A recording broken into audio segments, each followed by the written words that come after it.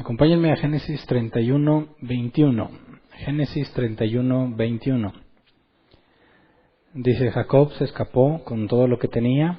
Una vez que cruzó el río Éufrates, se encaminó hacia la región montañosa de Galaad. El nombre del tema es Jacob huye de Labán. Y bueno, lo que vimos el miércoles pasado es que Dios había enriquecido a Jacob, a pesar de que Jacob pensaba que su técnica era la causa, ¿verdad? ¿Se acuerdan que él tenía una técnica de cortando ciertas ramas?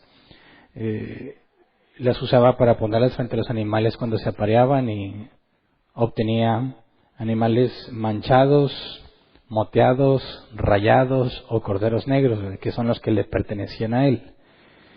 Y vimos en Génesis 30:43 precisamente esto. Dice: de esta manera Jacob prosperó muchísimo y llegó a tener muchos rebaños, criados y criadas, camellos y asnos.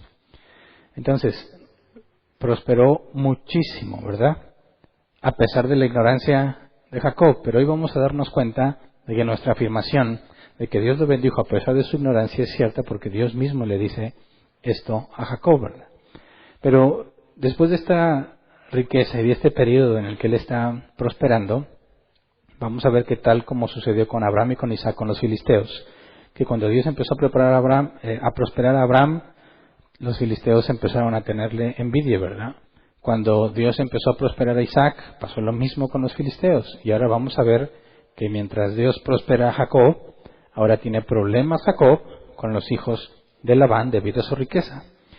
Génesis 31:1 dice: pero Jacob se enteró de que los hijos de Labán andaban diciendo: Jacob se ha ido apoderando de todo lo que le pertenecía a nuestro padre y se ha enriquecido a costa suya. No se lo dicen a él de frente, ¿verdad? Se entera que andan diciendo eso.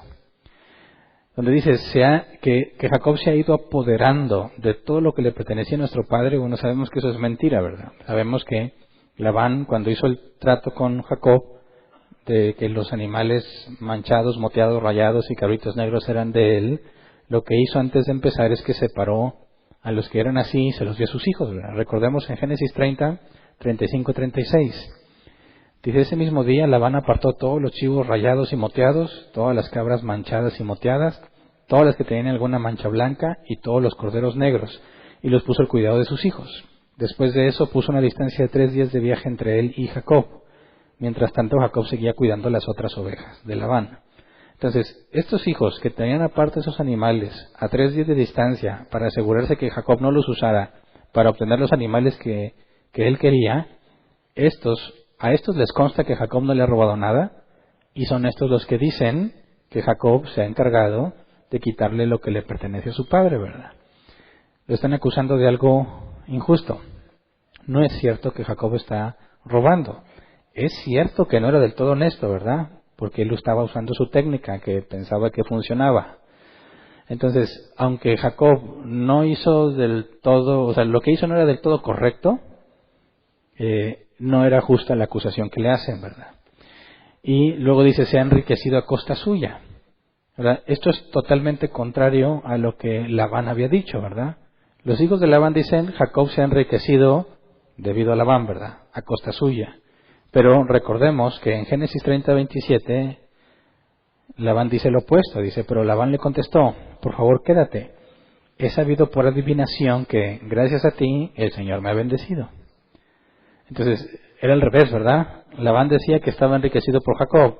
Luego los hijos de Labán dicen: Jacob se ha enriquecido, pero por Labán. Totalmente lo opuesto. Pero, si consideramos la palabra, cuando dice se ha enriquecido, esta palabra enriquecido es el hebreo kabod, que se traduce también como honor, gloria o abundancia. Y de hecho en la Biblia vas a encontrar que se traduce con más frecuencia como gloria u honor. Entonces, si la traducción es, en lugar de riqueza sería honor o gloria, digo porque la riqueza ya se había establecido que era opuesto, ¿verdad? Que Labán estaba enriqueciéndose por Jacob. Pero si consideramos que en lugar de poner enriquecer, en lugar de eso hablara de honor y gloria, esto nos daría información importante, porque sabemos que en aquellos tiempos mientras más riqueza tenías, más honra se te daba, ¿verdad? Había una relación entre la riqueza y la bendición de los dioses. Seas sean paganos o no, consideraban que la riqueza material era bendición de las deidades. Entonces, cuando una persona era enriquecida, iba ganando honor. Sabemos que Labán se había enriquecido mucho y Jacob no tenía nada, así que Labán era un hombre honorable, admirado por el pueblo. Pero si vemos este pasaje cuando dice se ha enriquecido a costa suya, si lo que dice, como la Reina Valera 60 lo traduce literal, dice de lo que era de nuestra padre ha adquirido toda esta riqueza. Pero la palabra riqueza, si ponemos gloria u honor, como se traduce normalmente, diría de lo que era de nuestro padre ha adquirido toda esta gloria o todo este honor. Ahí nos estaría indicando que el honor que Jacob tenía era mayor que el de Labán. Y estamos hablando de dos hombres enriquecidos, ¿verdad? Pero era más enriquecido Jacob y era más honorable que Labán. Entonces se enojaban porque Jacob sin tener nada ahora tiene mucho y porque es más honorable o más respetado que el propio Labán, ¿verdad? Y los hijos obviamente consideran que es injusto, pero no hay ninguna injusticia en lo que está haciendo, ¿verdad? Así que simplemente es envidia. Tienen envidia como los filisteos tuvieron envidia de Abraham y como tuvieron envidia de Isaac. Ahora, Labán también tenía envidia. Génesis 31:2 dice, también notó que Labán ya no lo trataba como antes. Y la Reina Valera 60 lo traduce textual cuando dice que su rostro ya no era el de antes. Y esto nos debe recordar a Caín en Génesis 4, cuando se dio cuenta Caín de que su ofrenda no era tan agradable como la de Abel, dice que su semblante cayó. Y es la misma palabra que se utiliza aquí. O sea, Labán ya no le pone la misma cara, ¿verdad? Ya cambió, ya no lo ve igual. ¿Por qué? Porque también tiene envidia. Así que el ambiente está muy tenso entre Jacob y su familia política, ¿verdad? La riqueza de Jacob no tiene felices a sus familiares. Ahora, él no tiene familia ahí, ¿verdad? Recordemos que sus esposas, las 4, las 2 principales y las 2 de segundo rango, ¿verdad? Y sabemos que aún entre las principales hay una tiene un primer lugar entre ellas, y lo vamos a ver claramente en este día y más adelante. Pero no le correspondían a él porque al estar trabajando como un siervo no tiene derecho a las esposas que su amo le dio ni a sus hijos. Entonces Jacob no tenía absolutamente nada y ahora se ha vuelto más honorable que Labán. Por eso la situación está difícil, ¿verdad? Y luego nos dice en Génesis 31:3 que Dios le habló a Jacob. Dice, entonces el Señor le dijo a Jacob, vuélvete a la tierra de tus padres, donde están tus parientes, que yo estaré contigo. Ahora aquí nos está diciendo un resumen de lo que Dios le dijo, porque Jacob nos va a explicar un poco más adelante con detalle lo que pasó cuando habla con sus esposas. Pero entonces está muy enriquecido, tiene conflicto con Labán y sus hijos, y Dios le dijo que se regresara, ¿verdad? Así que Jacob va a contarle a sus esposas cuál es su decisión. Él ha decidido irse. Génesis 31:4-7. Dice, Jacob mandó llamar a Raquel y a Lea al campo donde estaba el rebaño. Y les dijo, me he dado cuenta de que su padre ya no me trata como antes. Pero el Dios de mi padre ha estado conmigo. Ustedes saben muy bien que yo he trabajado para su padre Labán con todas mis fuerzas. No obstante, él me ha engañado y me ha cambiado el salario muchas veces. Pero Dios no le ha permitido causarme ningún daño. Entonces va a hablar con sus esposas, ¿verdad? Y nos dice, mandó llamar a Raquel y a Lea. Ahora, si te fijas, Raquel tiene o está en primer lugar antes que Lea, a pesar de que primero se casó con Lea y luego con Raquel. Y en aquel tiempo, la persona que se menciona primero era la más importante. Así que esto nos deja ver que al llamar a Raquel y a Lea, número 1, deja fuera a las esposas de segundo rango, que eran Bilhá y Silpá, ¿verdad? Y dentro de las esposas principales tenía una favorita, que era Raquel. Por eso está mencionada primero Raquel, ¿verdad? Y les dice que vayan al campo donde estaba el rebaño. O sea, se van lejos de la tienda y del campamento. ¿Por qué? Pues para hablar a gusto, ¿verdad? Para que nadie se entere de lo que les va a contar. Y cuando le dice, él me ha engañado y me ha cambiado el salario muchas veces, literalmente dice 10 veces. Pero según algunos diccionarios, el decir 10 veces significaba muchas veces, no que exactamente haya sucedido 10 veces, por eso está traducido así. Entonces, lo primero que Jacob le dice a sus esposas es, Labán se ha portado mal, no ha respetado el pacto y Yo me he esforzado, o sea que lo que yo tengo, dice Jacob, no se lo robé a nadie, es producto directo de mi esfuerzo. Y luego versículo 8 al 9. Dice, si él acordaba conmigo, los animales manchados serán tu salario, todas las hembras tenían crías manchadas. Y si él acordaba, los animales rayados serán tu salario, todas las hembras tenían crías rayadas. Así Dios le ha quitado el ganado al padre de ustedes y me lo ha dado a mí. Ahora recordemos que originalmente le correspondían los rayados, moteados, manchados y corderos negros, ¿verdad? Y dice, si acordaba conmigo, los manchados son tu salario, es decir, descartó todos los demás y le dijo, nada más los manchados son tuyos. Y dice, como quiera, todas las hembras tenían crías manchadas, ¿verdad? Y luego decía, bueno, ahora los rayados son los tuyos nada más. Y según varios diccionarios, los rayados son los más raros, los menos comunes. Entonces, de la variedad que había, le redujo a los manchados. Como quiera estarían teniendo muchos animales manchados, entonces sabes que mejor los rayados. O sea, los que menos probable son de que nazcan así, los más raros, esos van a ser los tuyos y esos serán los que nacían, ¿verdad? Entonces Jacob está dándoles una muestra de que es Dios quien ha decidido bendecirlo, ¿verdad? A costa de Labán, porque Labán es el que está perdiendo. Entonces les muestra que el que ha sido injusto es Labán, ¿verdad? Que él no ha hecho nada indebido. Digamos en cuanto a la acusación de los hijos, ¿verdad? De que le ha quitado la riqueza o se ha apoderado de las cosas de su padre. Jacob está asegurando que es Dios quien lo ha hecho. Y luego les cuenta con detalle lo que Dios le dijo. Génesis 31, 10 al 13. Dice, en cierta ocasión, durante la época en que los animales estaban en celo, tuve un sueño. En ese sueño veía que los chivos que cubrían a las cabras eran rayados, manchados o moteados. En ese mismo sueño el ángel de Dios me llamó, Jacob, y yo le respondí, aquí estoy. Entonces él me dijo, fíjate bien y te darás cuenta de que todos los chivos que cubren a las cabras son rayados, manchados o moteados. Yo he visto todo lo que te ha hecho Labán. Yo soy el Dios de Betel, donde ungiste una estela y me hiciste una promesa. Vete ahora de esta tierra y vuelve a la tierra de tu origen. Entonces aquí está en detalle lo que nos dijo al principio, ¿verdad? Que Dios le había dicho que se regresara, pero aquí nos explica que no nada más le dijo eso, ¿verdad? Aquí dicen dos cosas. Número uno, primero Dios le explica la razón de su riqueza. Y le está diciendo, no es tu técnica, ¿verdad? No eran las varas cortadas, formando patrones de rayas.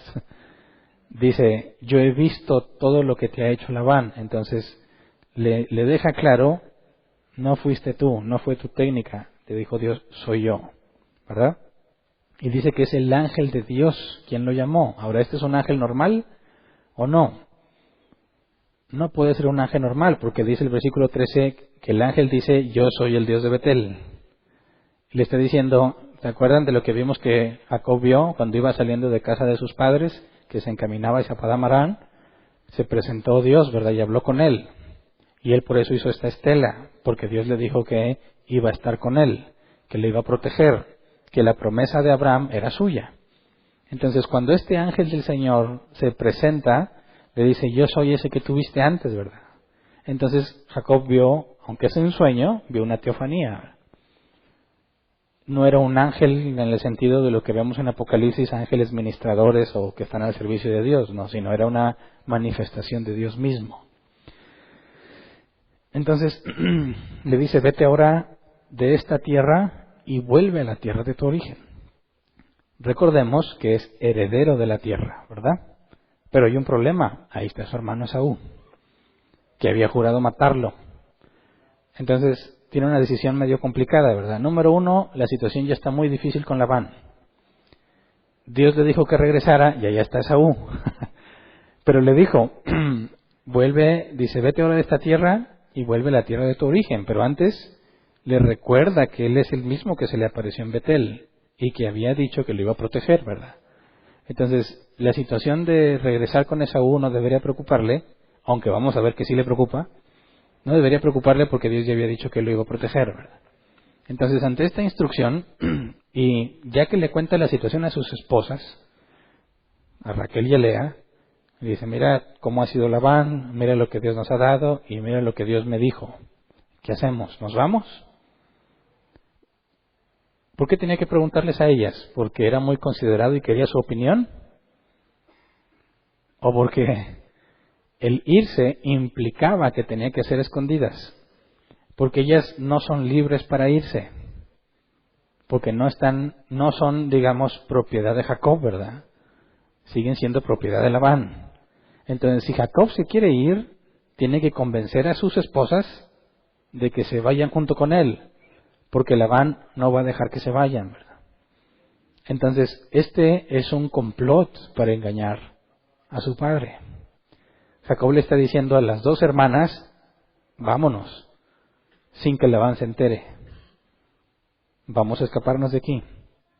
¿Cuál es la respuesta de las hermanas? Versículo 14 al 16. Raquel y Lea le respondieron, ya no tenemos ninguna parte ni herencia en la casa de nuestro padre. Al contrario, nos ha tratado como si fuéramos extranjeras. Nos ha vendido y se ha gastado todo lo que recibió por nosotras. Lo cierto es que toda la riqueza que Dios le ha quitado a nuestro padre es nuestra y de nuestros hijos. Por eso, haz ahora todo lo que Dios te ha ordenado. Entonces, de aquí podemos ver que la relación de Labán con sus hijas no está bien, ¿verdad? Y tienen rencores viejos. Vimos que cuando le entregó a Lea y luego le entrega a Raquel, citamos este pasaje y dijimos, ellas mismas reconocían que no era correcto lo que se había hecho.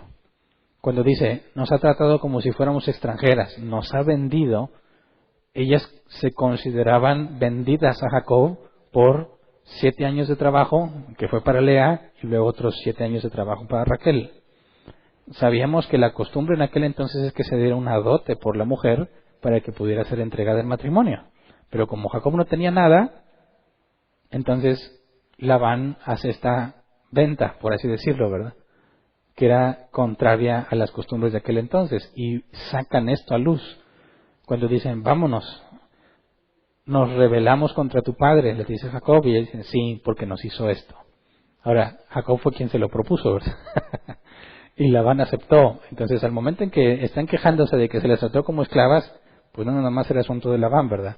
Porque Jacob es el que propuso el trabajar a cambio de ella, ¿verdad? Entonces, definitivamente, esa familia está mal, ¿verdad? Sus hijas reconocen el mal comportamiento de su padre y están dispuestos a escaparse de su padre sin su autorización. Entonces, hay un complot. Y fíjate que se están justificando en que Dios le dijo que saliera de la tierra, ¿verdad? Ahora, ¿es posible que Dios te pida que hagas algo indebido? ¿Sí o no? Imagínate que, en un ejemplo, tú estuviste trabajando en una tienda y pues como dicen al principio, así nos pasa a muchos que trabajamos por primera vez, dicen, mira, te vamos a pagar casi nada, pero tú vas a ganar experiencia. Y pues, como la cosa está difícil, ¿no? Porque quieres ir a buscar trabajo y te dicen, no, pues necesitas experiencia, ¿verdad? Pues no tienes experiencia, pero para tener experiencia necesitas un trabajo. Pero no te lo dan porque no tienes experiencia. Entonces no hay salida, ¿verdad?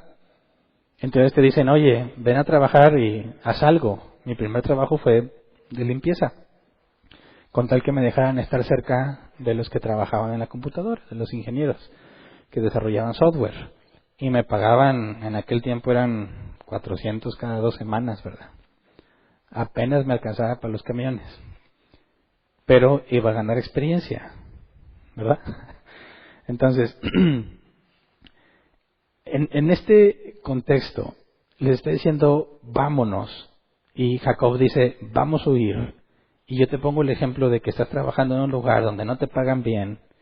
Imagínate que tú dijeras, no, pues Dios dijo que me llevara una de esas computadoras para venderla porque pues han sido bien injustos conmigo, ¿verdad? Y Dios quiere que me la lleve pues para reponerme un poco de todas las injusticias que me han dado. ¿Te suena bíblico? Claro que no. ¿Dios te pediría que vayas en contra de lo correcto? No, entonces ¿qué está haciendo Jacob? ¿Por qué mete a Dios en el asunto? Porque le dice, vámonos. Dios me dijo que me fuera. ¿En realidad Dios le dijo que huyera? No, Dios le dijo, regrésate a la tierra. Nunca le dijo que huyera, ¿verdad? Y vamos a darnos cuenta cómo Dios ya había provisionado las cosas para que lo hiciera correctamente. Pero muchas veces nosotros cometemos el mismo error que Jacob. Tenemos la idea de que Dios ha dicho algo y queremos llevarlo a cabo por nuestros propios medios, ¿verdad? Justificando nuestras malas acciones en que Dios quiere algo, ¿verdad? Entonces, no, Dios no le dijo que se escapara, ¿verdad? Le dijo que se regresara.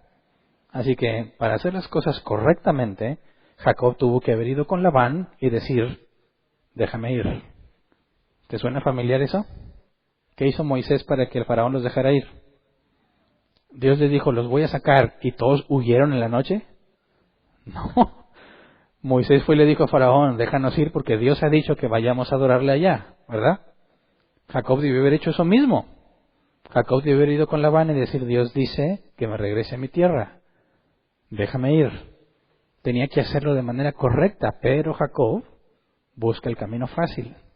Le cuenta a sus esposas, hijas del padre de quien quieren huir, y las hijas le dicen, estamos contigo. O sea, otra vez complot. Toda la familia está de acuerdo en hacer lo malo en el nombre de Dios. Así que tienen muchos problemas.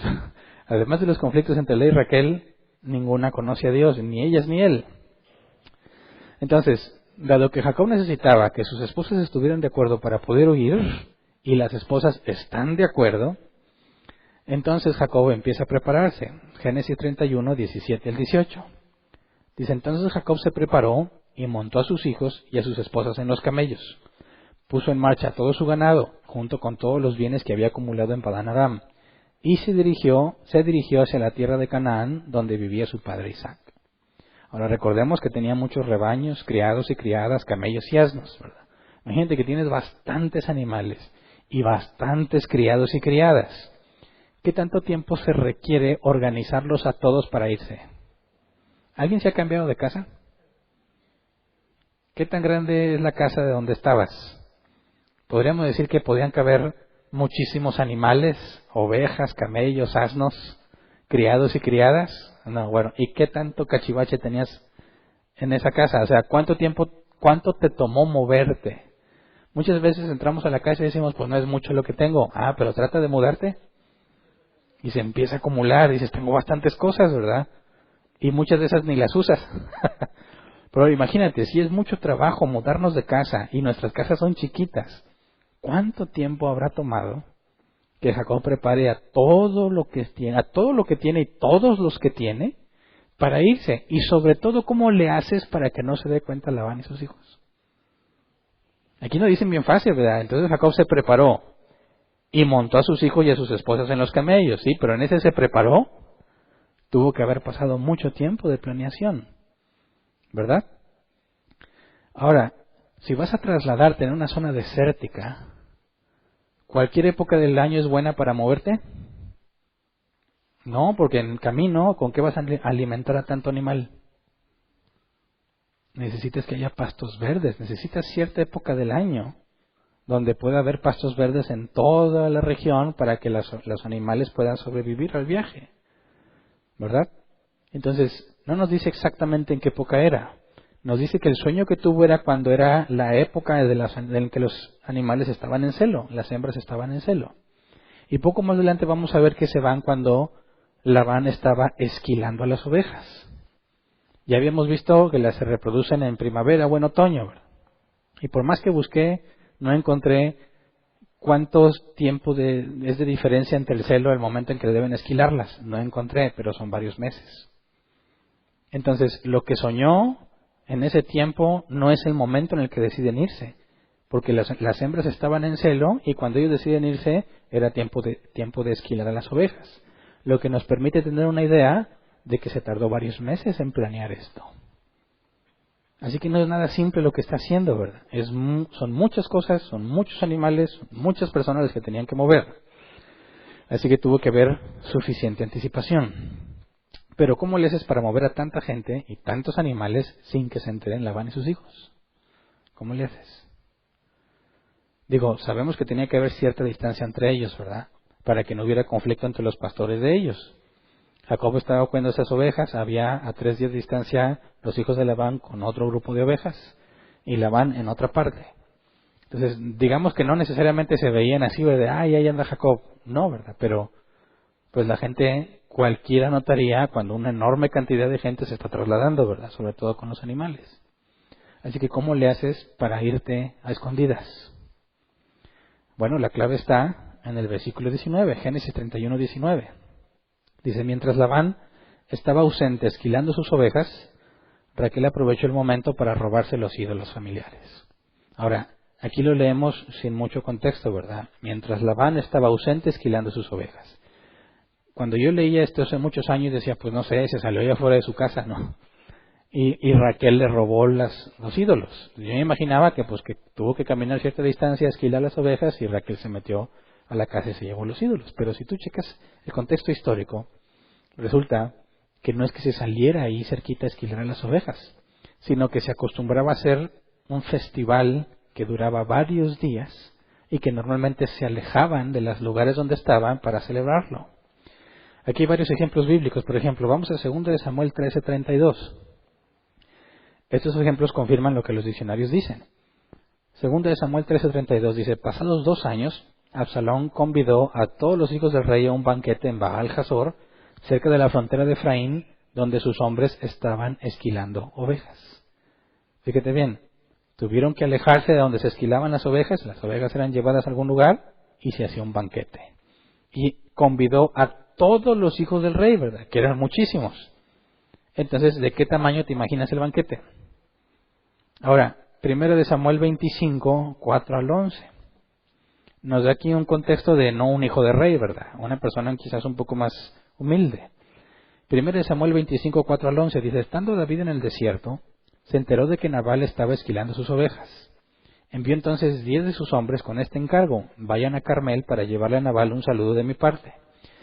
Díganle, que tengan salud y paz tú y tu familia y todo lo que te pertenece.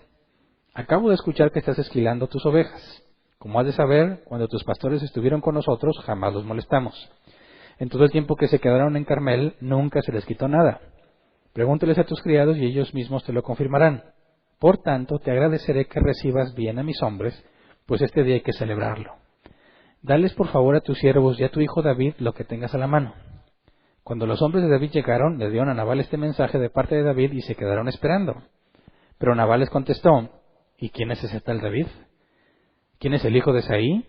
Hoy en día son muchos los esclavos que se escapan de sus amos. ¿Por qué he de compartir mi pan y mi agua y la carne que he reservado para mis esquiladores con gente que ni siquiera sé de dónde viene? Entonces aquí podemos ver que pan, agua y carne reservado para los esquiladores es relación a un banquete. Y el hecho de que los hombres de David fueran y le estuvieran pidiendo comida y eso es porque no era algo en pequeño, ¿verdad? Tenía que ser algo grande para alimentar a distintas personas. Y luego vamos versículos 18 y 19 para ver qué tanto la esposa de Nabal le dio a David. Dice, sin perder tiempo, Abigail reunió 200 panes, 2 odres de vino, 5 ovejas asadas, 35 litros de trigo tostado, 100 tortas de uvas pasas y 200 tortas de higos. Después de cargarlo todo sobre unos asnos, les dijo a los criados, adelántense que yo los sigo, pero a Nabal su esposo no le dijo nada de esto. Ahora, ¿tú crees que para el banquete de un solo día preparas 200 panes y todo eso? No. 5 ovejas asadas. No, esto era algo que duraba varios días. Y fíjate bien, Abigail se lo lleva y no le dice nada a su esposo.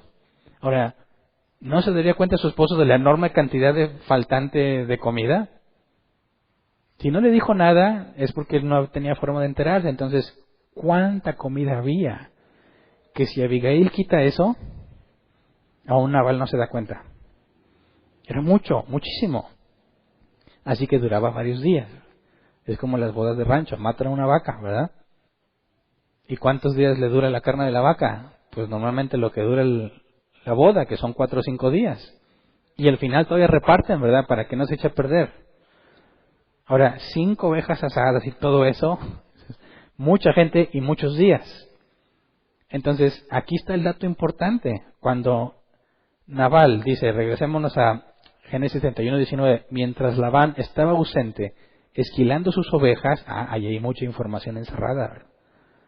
¿Qué significa que estaba ausente esquilando sus ovejas? Que estaba en un banquete donde se dedicaban a comer y a beber y se desconectaban del mundo exterior, ¿verdad?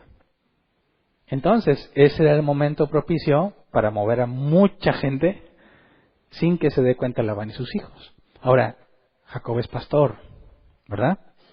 También era momento de esquilar a sus ovejas. ¿No te parece extraño que no esté en el festival y que nadie se dé cuenta?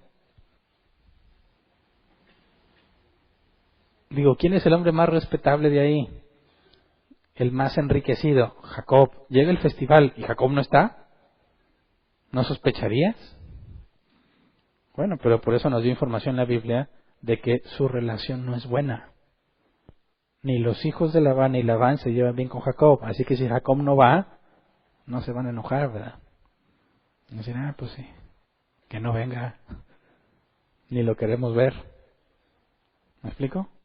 Entonces ese era el momento oportuno.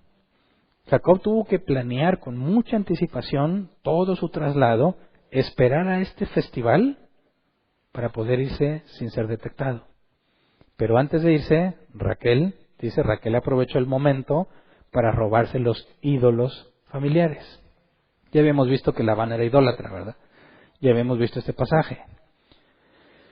Y hay cierta información en la Escritura sobre estos ídolos en particular. La palabra ídolos familiares es el hebreo terafim, que se traduce como ídolo o ídolo doméstico. Ahora, según algunos diccionarios nos dicen que estos ídolos tenían figura humana y eran adorados como dioses. Se usaban para consultarlos en adivinación, que es lo que ya habíamos visto que Labán hacía. Sé por adivinación que Dios me ha prosperado por ti. Cuando vimos eso, vimos este versículo donde nos habla de estos ídolos familiares que eran utilizados para ser consultados, adivinar el futuro o adivinar la situación que estaban viviendo, y se consideraban también como guardianes promotores de la felicidad humana. Así que además de que los podías consultar en ciertas ocasiones, según ellos, tenerlos ahí era como una especie de protección y de y provocaría un ambiente de felicidad. Ahora, esto no es muy extraño. Puedes entrar a muchos negocios y ¿qué vas a encontrar normalmente en las entradas? Unas figuritas, ¿verdad? O ramitas de algo. O sapos, gatos felices, budas. ¿Alguna vez les has preguntado por qué lo tiene ahí? ¿No? Alguna vez yo pregunté, ¿y esto qué significa? Es para que me vaya bien el negocio, para que me bendiga. Y eso es un ídolo familiar. Familiar es en el sentido de que lo tenían en la casa, no de que tuviera que ver con la familia. Entonces, cuando nos dice que podían ser, o sea, tenían figura humana y podían ser pequeños, esto lo sabemos porque vamos a ver más adelante, no en el día de hoy, que Raquel para esconderlos los pone debajo de ella en una especie de bolsa, y que eran varios. Y si ella podía sentarse sobre varios de estos terafim, entonces tendrían que ser pequeños. Pero ¿cómo podemos saber que tenían forma humana? Bueno, 1 Samuel 19:13. Vamos a 1 Samuel 19:13. Dice, luego Mical, esposa de David, tomó un ídolo y lo puso en la cama con un tejido de pelo de cabra en la cabeza y lo cubrió con una sábana. Ahora, ¿por qué hizo esto? Mical le había dicho a David sobre los planes de su padre Saúl, que te van a matar. Y así que Mical ayuda a que David escape. Pero utiliza este ídolo, que el hebreo aquí también es terafim, y lo pone en la cama, lo tapa y le pone como una especie de peluca, ¿verdad? Un tejido de pelo de cabra en la cabeza. Entonces imagínate cómo tiene que ser el ídolo para que pase como si fuera David acostado. Una forma humana de tamaño real. Entonces es como un maniquí, más o menos. Lo ponen ahí, lo tapan, su peluquín, y van y preguntan por David, y dicen, no, está enfermo. Bueno, y se van. Y le dice Saúl, pues así tráiganmelo enfermo. Ya cuando van lo destapan y se dan cuenta que es el terafín. Ahora, lo que encontré en los diccionarios es que era, para ser de ese tamaño, eran de madera. Porque imagínate que fuera de fundición, de metal. ¿A poco Mical pudo haberlo cargado y acomodado? Nunca hubiera podido. Entonces tenía que ser de madera, para que fuese fácilmente trasladable y que Mical no tuviera problema en moverlo. Pero también vamos a Jueces 17:4. Pero empezó a ser raro, ¿qué está haciendo un terafín en la casa del rey Saúl, verdad? Si tú buscas un poco más en contexto, vas a ver que eso sucede después de que el Espíritu del Señor abandona a Saúl. Pero vamos a Jueces 17:4. Dice, cuando él le devolvió la plata a su madre, ella tomó 200 monedas de plata y se las dio a un platero, quien hizo con ellas una imagen tallada y un ídolo de fundición que fueron puestos en la casa de Micaías. Así que también eran de fundición, pero obviamente no serían tan grandes, ¿verdad? Si tú lees la historia en Jueces 17, se están peleando por tener esos ídolos porque pensaban que era una protección para el pueblo donde vivían. Entonces, ¿qué hacía Labán con eso? Bueno, las prácticas paganas que vemos presentes aún en tiempos del rey David. Esta idea de protección que permanece hasta nuestros días, en que incluso algunos lo han llevado al ámbito personal. ¿Quién acostumbraba a traer ¿cómo se llama? Escapulario. ¿Sabes lo que era? Era un collarcito con 2 pedacitos de tela, ¿verdad? Y supuestamente te lo habían bendecido. Agua bendita, no sé qué le echaban. Y mamá siempre me ponía uno, entonces mamá no vino, para que esté bien protegido. O sea, no eran cosas que se quedaron en la casa, aunque en la casa también tenías crucifijos o imágenes de María o de lo que fuese, también ya tenías acá uno portátil. En ese tiempo no nos dice que hubiera cosas así de portátiles, pero sigue vigente en nuestros días este tipo de comportamiento, esta idea de que una especie de una figura te va a proteger. Que si tú le oras, le pides algo, te va a responder. Eso sigue vigente. Entonces, Labán era idólatra. Cuando Raquel se roba los ídolos, tenemos 2 opciones. O quiere vengarse de su padre, o también ella es idólatra. ¿Por qué? Porque lo que sabe es que se va a una tierra desconocida. ¿Verdad? ¿Y por qué iba a llegar a los ídolos?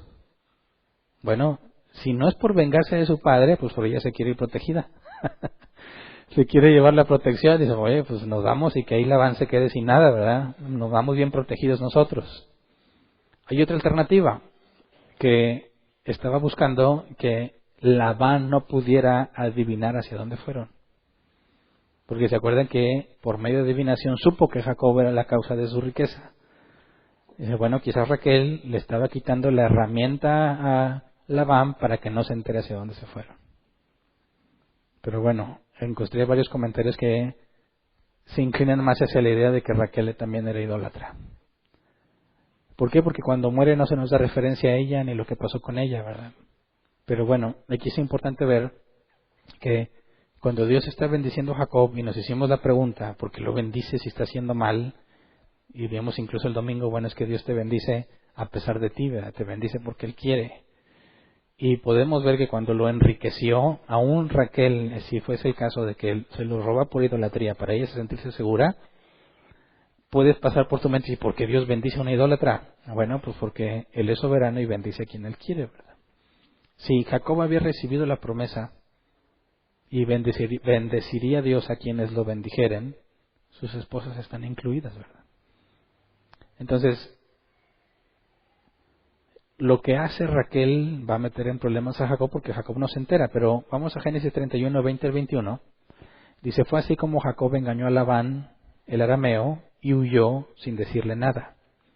Jacob se escapó con todo lo que tenía. Una vez que cruzó el río Éufrates, se encaminó hacia la región montañosa de Galaad. Entonces, no se dio cuenta Labán.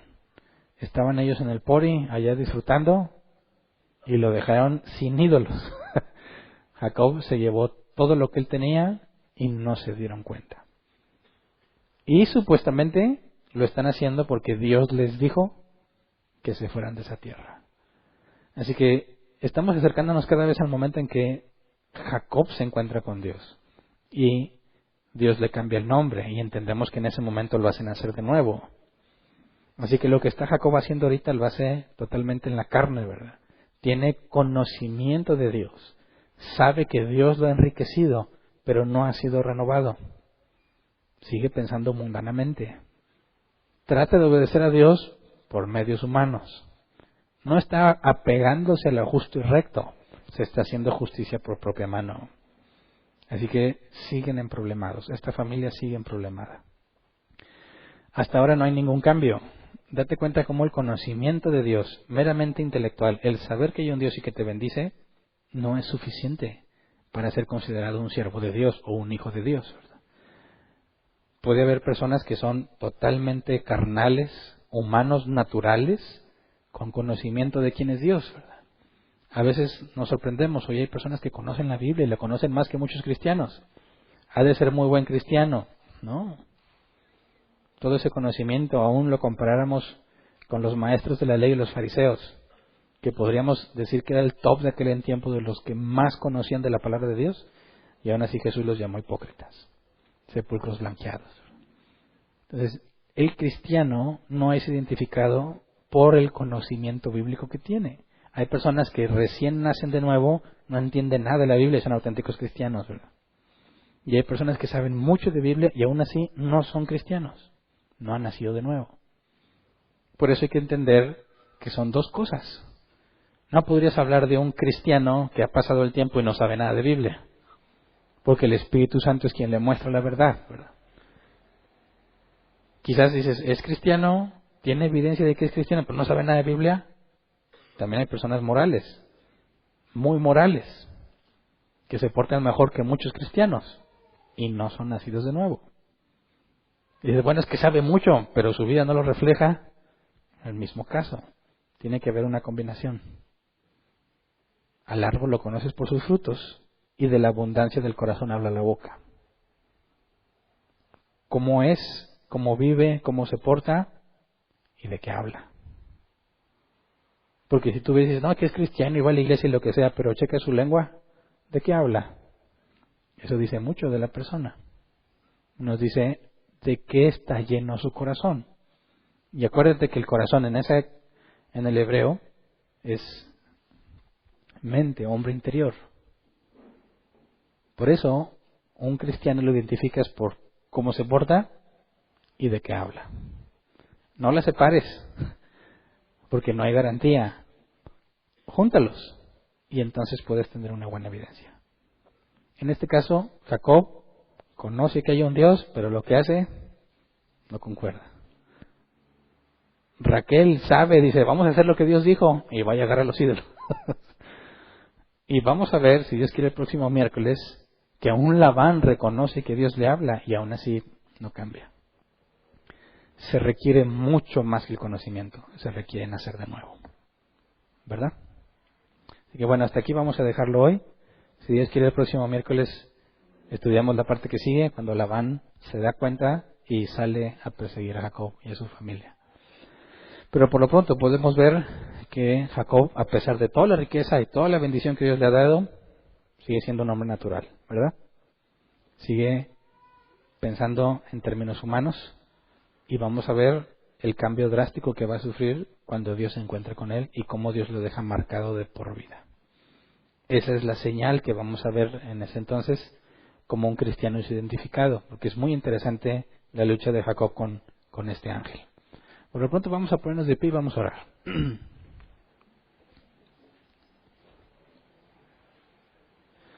Fíjate bien hasta este punto como en cierta forma nos ilustra algo que Dios va a hacer con los israelitas cuando los saca de Egipto, ¿verdad? Aunque no en los mismos medios, no en los mismos términos. Pero Dios le dice a Jacob, regrésate, salte de esta tierra y vete allá, a Canaán. Vamos a ver que sale Jacob, sale enriquecido, ¿verdad? Vamos a ver que Labán lo persigue. Y luego vamos a ver que Dios interviene para que no le pase nada a Jacob. En la historia de Israel, Dios le dijo a Moisés, ve al pueblo y diles que salgan. No huyeron, confrontaron a Faraón, ¿verdad? Como Dios lo dijo. Y cuando salen, iban a salir sin nada, pero los de ahí le dan riqueza, tal como pasó con Jacob, ¿verdad? Y cuando salen, los persiguen para matarlos, pero Dios interviene. Entonces, si te fijas, es algo muy similar a lo que va a pasar con los israelitas. Y muchas cosas de ese tipo podemos encontrar en la Escritura. Formas o maneras de actuar de Dios que apuntaban hacia algo que también iba a pasar más adelante. Y así es como encontramos también ciertas cosas de Cristo. Cuando vemos ciertos comportamientos o ciertos relatos bíblicos, vemos que eso es un tipo de Cristo. Decimos, apunta a lo que Cristo iba a hacer más adelante. Pero todavía no acabamos de leer la historia. Entonces, por lo pronto, quisiera que oráramos para que Dios nos conceda no cometer el error de Jacob, ¿verdad? Que justificando nuestras malas acciones por algo que Dios quiere, hagamos cosas bárbaras, equivocadas. Que nos permite entender que cuando Dios nos llama a hacer algo, indica también que lo hagamos por los medios válidos. O sea, el fin no justifica los medios, ¿verdad? Vamos a orar. Señor, queremos pedirte, Padre, que así como vemos que tú decidiste bendecir a Jacob porque lo habías elegido y le diste conocimiento y aún así él con ese conocimiento no fue capaz de aplicarlo en su vida, sino que buscó un medio totalmente humano, incorrecto, para tratar de cumplir tu voluntad. Dado que nos permites ver ese error, queremos rogarte que nos libres de cometer ese mismo delito. Líbranos, Señor, de confundir el hacer tu voluntad con el hacer de nosotros mismos. Enséñanos a entender, Padre, que tú no te contradices, que no nos pedirías algo que tú aborreces. Enséñanos a discernir, Señor, tu palabra de nuestras acciones, que no justifiquemos nuestras acciones tratando de apelar a un buen fin, Señor. Déjanos tener en claro que el fin no justifica los medios, que a pesar de que estemos haciendo algo con tal de agradarte, eso no justifica que lo hagamos de mala forma. Enséñanos a tener el valor necesario para hacer las cosas de la manera correcta. Jacob no quiso enfrentar a Labán, aunque terminará haciéndolo. Por eso escogió un camino errado. No te conocía, no confiaba en ti, pero nosotros te conocemos, Señor.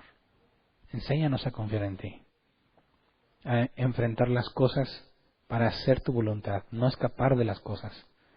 Enséñanos a enfrentar las situaciones difíciles, a mantenernos firmes a pesar de que las circunstancias sean adversas. Enséñanos a permanecer en ti, Señor, sin importar la presión que podamos estar sufriendo. Sabemos, Señor, que nada es imposible para ti. Y cuando tú has dicho que estarás con nosotros todos los días hasta el fin del mundo, podemos confiar en ti, Señor.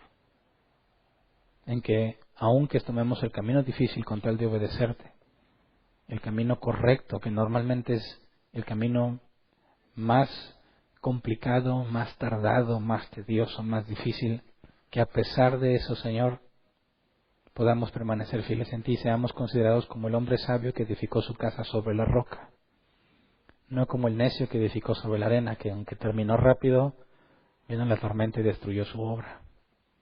Enséñanos, Padre, a ser pacientes y construir sobre la roca, construir a pesar de que el camino sea lo más difícil, confiando en que tú eres fiel, en que tú nos guardas y que tú controlas nuestras vidas de tal forma que todo obra para bien.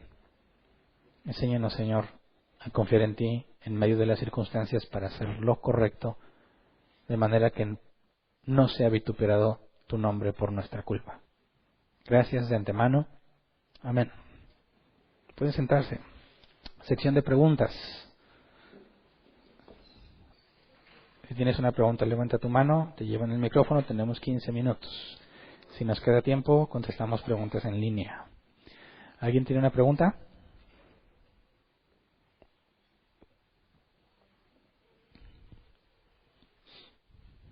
¿No? ¿No? ¿En línea? ¿Tampoco? ¿Llevo buena racha los miércoles?